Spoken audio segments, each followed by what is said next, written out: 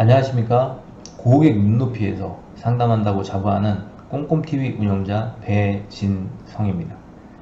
오랜만에 올려드리는 영상 컨텐츠 두 번째 주제는 갱신형 보험이 좋아요, 비갱신형 보험이 좋아요 라는 주제로 제가 앞서 영상들을 누차 올려드렸었는데요. 오늘도 그거와 동일한 주제입니다. 왜 이 주제를 반복해서 올려드리는지는 상담을 계속 의뢰하시기 때문에 그래요. 상담을 의뢰하시는데 증권을 받아보면 기본 보험으로 이 갱신형 보험 상품을 가입해 놓은 분들이 굉장히 많습니다. 지금도 그렇게 가입하시는 분들도 있고요. 갱신형 보험이 무조건 좋다 나쁘다로 접근하는 게 아니라 갱신형 보험이 지금은 보험료가 저렴해서 굉장히 좋아 보이지만 향후에 얘가 나한테 어떻게 파급 효과를 갖고 올지에 대한 고민은 별로 안 하시는 분들이 많다라는 거. 그것 때문에 제가 이 영상을 다시 한번 준비해 드리는 이유입니다. 30세 남자 기준으로 앞서 소개해 드렸던 동일한 회사의 표준형 상품을 설계를 했어요. 똑같습니다. 64,710원. 3대 진단비를 천천천천천천 이렇게 가입을 한 조건이에요. 이렇게 만약에 표준형 상품을 이와 같은 형태로 보장받기 위해서 30세 남자가 가입했다라고 가정을 하면 20년 납 90세 만기. 30세 때 가입해서 20년 동안 보험료를 납입하고 물론 20년 동안도 보장을 해주겠죠. 그리고 20년 납입 기간이 끝난 이후에도 90세까지 남은 40년 동안을 보장을 해준 보험료가 64,702원, 이걸 240개월 곱하면 약 1,550만원 정도를 지불하는 보험인 거예요. 그런데 이 보장을, 이 동일한 보장을 그럼 무해지 환급형 비갱신형 보험으로 바꾸면 어떻게 될까?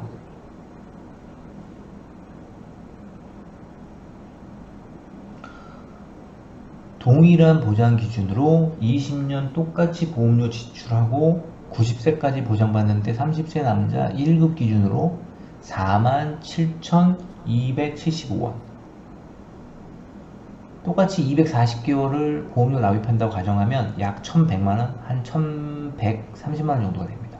그러면 앞서 보여드린 표준형 보험 상품의 1,550만원 정도와 무해지 상품의 1,130만원 정도를 빼면 한 410만원, 420만원 정도의 보험료 차익을 절감시키면서 동일한 보장의 보험을 가입할 수 있다. 이게 비갱신형 기준일 때의 표준형 보험과 무해지 환급형 보험의 차이고 어떤 걸 선택할지의 결정은 내가 내려야 된다는 거예요. 어떤 특징이 있는지 분명히 비교해서. 아시겠죠? 그런데 이 동일한 조건을 갱신형 보험으로 내가 가입했다고 가정을 하면 어떤 결과가 나올까요?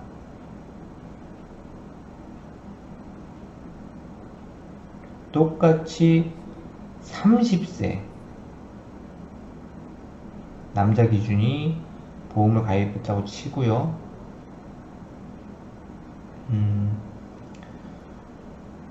깜짝 놀라지 않습니까? 8,006원.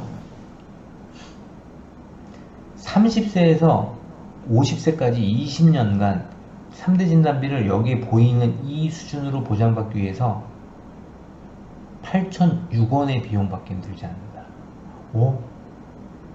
아까 표준형으로 거의 6만원이 넘었었는데 64,000원.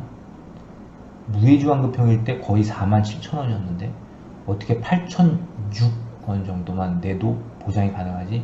자, 64,000원짜리 보험, 47,000원짜리 보험은 20년을 내지만 90세까지 보장을 해주겠다는 미래에 발생하지 않는 그 위험을 앞당겨가지고 미리 내기 때문에 보험료가 비싼 거예요. 근데 얘는 이 갱신형 상품은 딱 20년 동안의 위험률만 산정을 해서 보험료를 뽑았기 때문에 그래요. 그만큼 결론은 발병률이 이 연령에는 이런 3대 질병도 위험한 질병도 확률이 낮다라고 보시면 되는 거라는 거죠. 그러면 각 구간별로 연령이 높아지면 어떻게 될까요? 자, 갱신형 보험 상품을 가입하시면 이런 예시표가 나옵니다. 근데 여기에 또 중요한 문구가 있는데 그걸 우리는 싹 무시하죠. 자, 여기 보시면 각 구간별로 내가 선택한 보험 보장 특약이 갱신됐었을 때 보험료의 인상률을 보여주는 거예요. 30세 때 가입했는데 20년을 보장받는 거잖아요. 20년 갱신이니까. 그러면 각각의 항목들 20년 보장받고 20년 보장받고 그럼 70세까지 보장받죠. 20년 보장받고 90세까지 보장받죠. 여기 3회 갱신 때에는 10년 정도만 보장을 받는 거예요. 왜냐면 100세까지 얘는 보장을 해준다라는 전제로 세팅되어 있기 때문에. 그러면 여기를 한번 볼게요. 메인 보장을 한번 볼게요.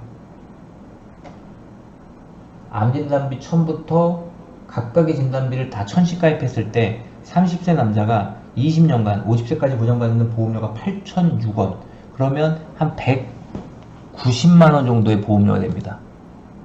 190만원 정도. 와, 어마어마하죠. 그러면 한번 갱신했었을 때 50세에서 70세 구간에 이 동일한 조건을 보장받으려면 보험료가 얼마 정도 될까? 39,000, 한 약 4만원 정도가 돼요. 이때 그럼 보험료가 얼마가 될까? 그러면 39,294만 곱하기 240개월, 그럼 약 900만원, 940만원 정도가 될 겁니다. 그러면 30세에서 50세까지 보장받는데 190만원 정도의 보험료를 냈고 50세에서 70세까지 보장을 받는데 940만원 정도의 보험료를 냈어요. 그럼 이 둘을 합치면 불과 무해지환급형 보험료 냈었던 만큼을 지불하고 70세까지밖에 보장을 못 받는 거예요. 아까 무해지환급형 보험은 20년을 납입을 좀 비싸게 냈지만 90세까지는 보장을 해준다 그랬잖아요. 근데 이 갱신형 보험은 이렇게 두 구간을 보험료를 무해지환급형 보험만큼 냈는데 총 40년을 낸 거죠. 40년을 냈는데 실제 보장은 70세까지밖에 보장을 못 받아요. 나머지 20년을 무해지환급형이나 표준형 보험 비교했었을 때만큼을 보장을 못 받는 거예요. 그러면 나머지 구간 70세에서 90세까지 보장을 받기 위해서는 보험료가 얼마가 더 드냐? 14만 259원. 14만 259원을 240개월을 곱하면 3,360만원 정도가 됩니다. 어마어마하죠. 보험료가 이렇게 급격하게 높아진다는 의미는 무엇을 반증하는 걸까요? 이 보험은 통계의 산물이라고 설명을 반복적으로 드렸죠. 이때 많이 발병이 되니까 14만원씩을 보험료를 받는 거야. 이때는 요만큼 정도밖에는 발병률이 높지 않으니까. 실제 50세에서 70세도 많이 발병된다 하지만 39,000원이면 이렇게 1000만원씩을 보장받을 수 있는 거예요. 더군다나 30세에서 50세는 그렇게 발병할 확률이 거의 없다는 뜻이에요. 요즘에 주변에 많이 조기 발병이 된다 하더라도. 그러면 이 구간을 결국엔 50세, 70세, 90세까지 갱신용으로 보험을 가입을 하려면 총 60년 동안을 보험료를 내야 되고 갱신되면서 총 납입하는 보험료가 4,500만 원인 건가요? 이 똑같은 보험을 비갱신형 설계한 것과 똑같은 보장을 받는데 표준형 상품은 1,500만 원 정도 냈었어요. 근데 이 갱신형을 만약에 90세까지 내가 생존하면서 아무 문제가 생기지 않았다고 가정을 하면 4,500만 원을 내야 됩니다. 무해지환급형 기준으로는 내가 한 1,100만 원 정도를 납입하고 90세까지 보장을 받을 수 있었어요. 갱신형 보험은 4,500만 원을 내면서 보장을 받아야 됩니다. 그런데 증권을 저한테 보내주신 분들 중에 암 진단비도 막 3,000, 5,000씩 가입돼 있고 갱신형으로 가입하신 분들 중에는 뇌혈관 진단비는 당연히 거의 없어요. 뇌졸중, 그나마 뇌졸중까지 있으면 다행입니다. 뇌출혈 진단비 가입되어 있는 경우가 대부분이죠. 이런 거 막 4,000, 5,000씩 가입되어 있습니다. 급성 심근경색증 막 4,000, 5,000 이렇게 가입되어 있어요.